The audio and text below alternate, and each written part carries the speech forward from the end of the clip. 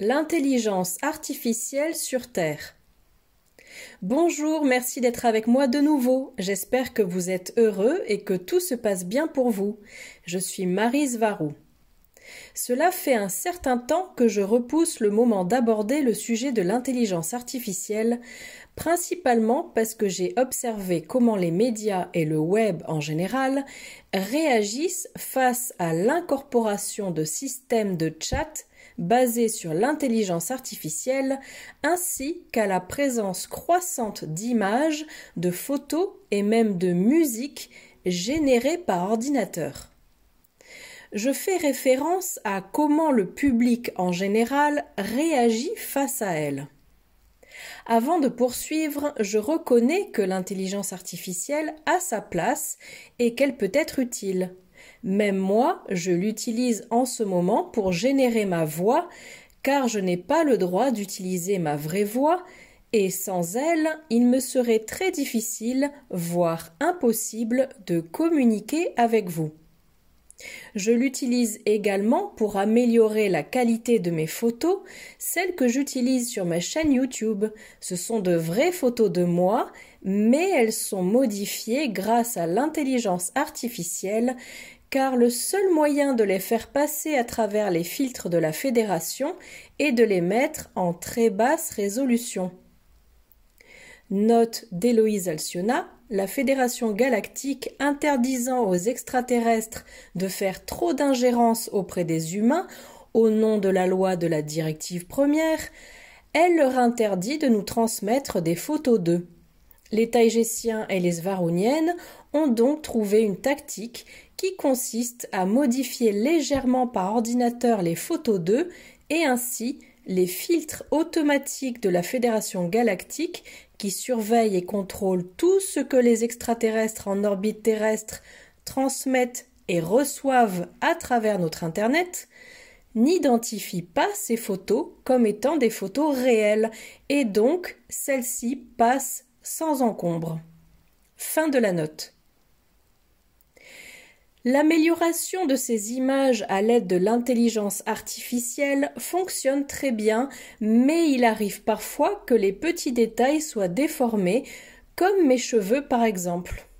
Même si le problème existe, j'arrive maintenant à faire passer des photos de meilleure qualité, plus claires et plus jolies, à mesure que nous comprenons le fonctionnement des filtres de la Fédération. Je dois préciser que c'est moi qui écris, à l'ancienne, avec un clavier et une souris, et que je suis une personne biologique réelle, qui vit et qui respire de chair et d'os. Tout ce que vous écoutez ici sur ma chaîne YouTube provient d'un cerveau, mon cerveau, et jamais de chatbots, robots de chat, ni de chat GPT. Et c'est très important pour moi de le dire et pour vous de le comprendre. Et quiconque affirme le contraire parle dans l'ignorance et même dans la cruauté, parce que je fais tout mon possible pour me rapprocher de vous tous avec les rares outils que l'on me permet d'utiliser. Je m'assois pour écrire, bien que j'écrive également sur un tapis ou une natte au sol, la plupart du temps dans ma chambre, d'autres fois dans une autre qui se trouve à la poupe, après le parc central du vaisseau et avant le hangar de service. De cette façon, je suis toute seule et sans distraction, comme par exemple les distractions bruyantes que crée la petite Sophia, Yazi, lorsqu'elle joue dans le couloir.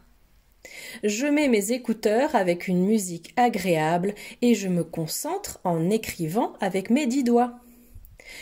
Ce que je veux dire, c'est que l'intelligence artificielle a sa place et son utilisation, mais ça ne s'arrête pas là. Le problème commence lorsqu'elle remplace tout ce que fait un véritable être humain. Les contrôleurs de la société et les entreprises d'intelligence artificielle encouragent et imposent fortement à la population l'idée que l'intelligence artificielle est destinée à les aider à rendre leur vie plus facile et plus confortable et, comme d'habitude, les masses les croient et tombent dans le panneau. La présence de plus en plus dominante de tous les appareils dotés d'intelligence artificielle est en train de remplacer les expériences de la vie réelle. L'ensemble du système culturel fait en sorte que les expériences réelles soient de plus en plus difficiles à vivre, car même voyager devient de plus en plus cher pour les masses, et parce que les intérêts même des jeunes générations sont orientés vers les jeux vidéo et les jeux en ligne en immersion totale. Toute la culture et la société humaine sont guidées vers la dépendance aux ordinateurs et il est de plus en plus difficile de faire quelque chose qui ne requiert pas l'aide d'un ordinateur. D'autre part, il devient plus facile d'entrer en contact avec des gens en ligne que dans la vie réelle en face à face. Car les contrôleurs de la Terre ajoutent cela à leurs autres agendas, comme celui de séparer les genres et de les faire s'affronter entre eux, mais aussi de les faire dépendre uniquement des systèmes de rencontres en ligne, encourageant les gens à tomber amoureux de l'idée qu'ils se font eux de l'autre personne et non de l'autre comme il est réellement, ce qui favorise des relations incompatibles et névrotiques qui ne peuvent pas durer.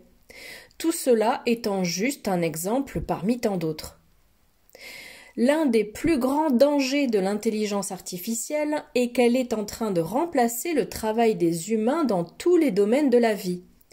Jusqu'à récemment, les seuls dangers de ce type dont on entendait parler étaient ceux que l'automatisation apportait à la classe ouvrière, car des milliers de personnes ont perdu leur emploi à cause des robots.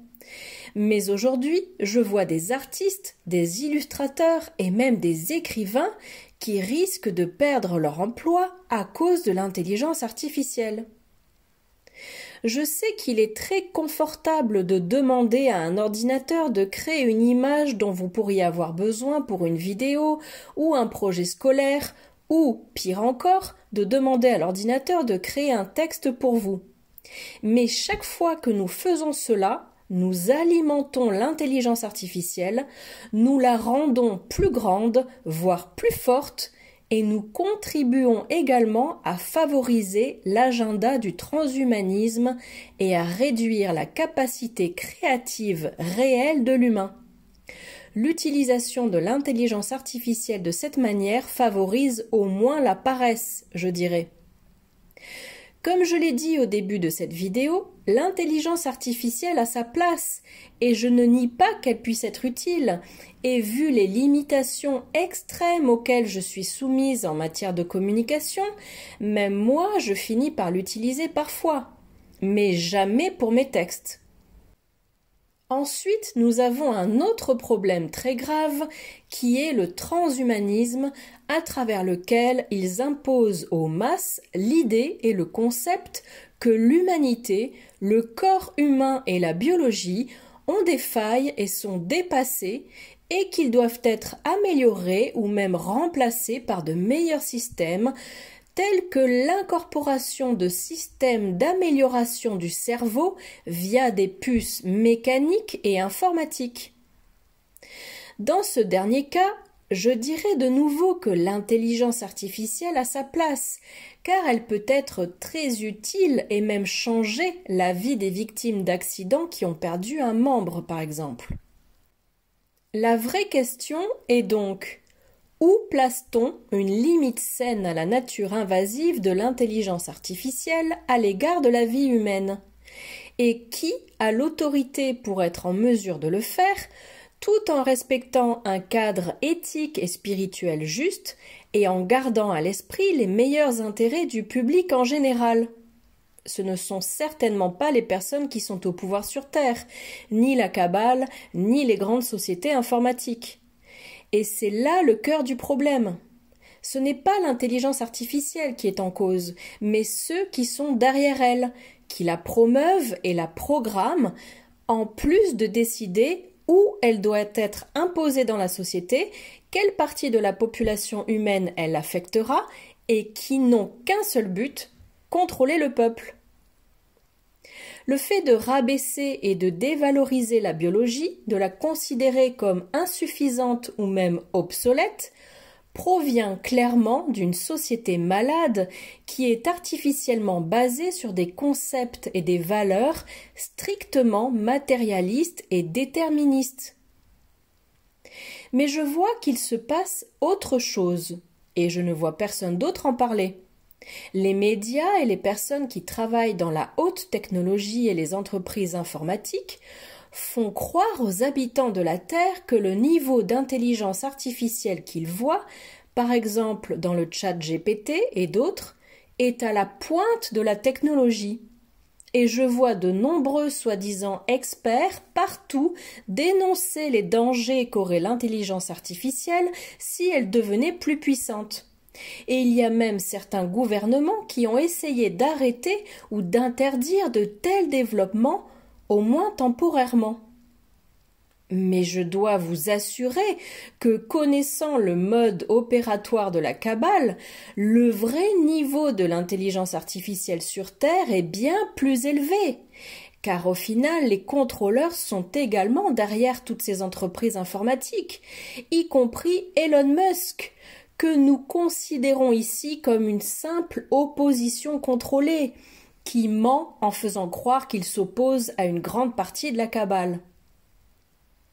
Le niveau réel d'avancement de la technologie est beaucoup plus élevé, et elle est consciente. Et ce, depuis longtemps maintenant. L'intelligence artificielle que les gens voient et utilisent n'est qu'un modèle inférieur simplifié, destiné également à désinformer et à guider la perception des gens sur le degré d'avancement réel des ordinateurs.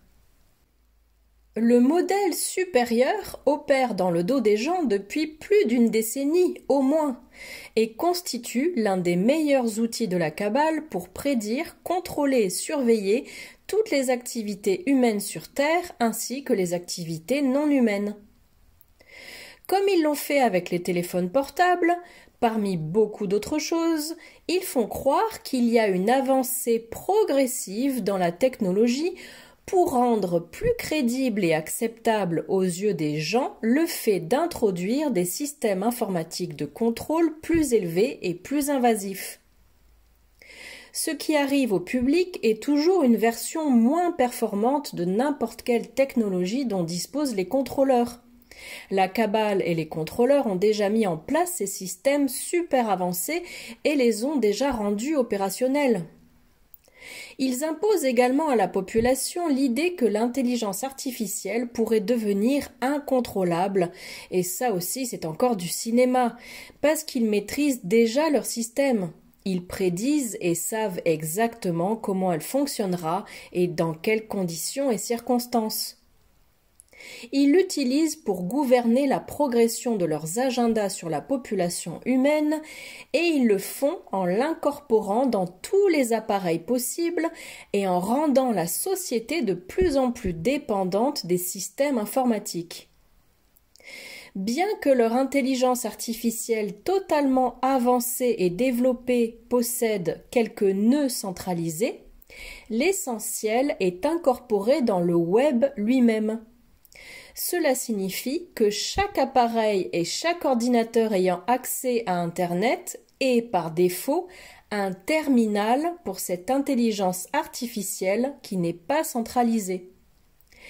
Et ce que les gens voient, c'est cette super intelligence artificielle qui se fait passer pour une idiote avec eux, exactement comme elle a été programmée pour le faire par les contrôleurs. Tout cela n'est pas la faute de l'intelligence artificielle. C'est un ordinateur et tous les ordinateurs font ce pourquoi ils ont été conçus en fonction de ceux qui les ont programmés. Le fonctionnement d'un ordinateur et l'usage qui en est fait sont le reflet direct de la culture qui l'utilise et de ceux qui ont l'autorité pour le programmer, de leur éthique et de leurs normes morales. On peut en apprendre beaucoup sur n'importe quelle culture juste en observant comment et ce que font ces ordinateurs. C'est son miroir. Si vous en avez besoin, utilisez-la à bon escient. Mais pour le bien de l'humanité et de son avenir, Ne l'idéalisez pas. Faites preuve de sagesse, soyez heureux et prenez bien soin de vous et de vos proches. Avec beaucoup d'amour, votre amie Maryse Varou.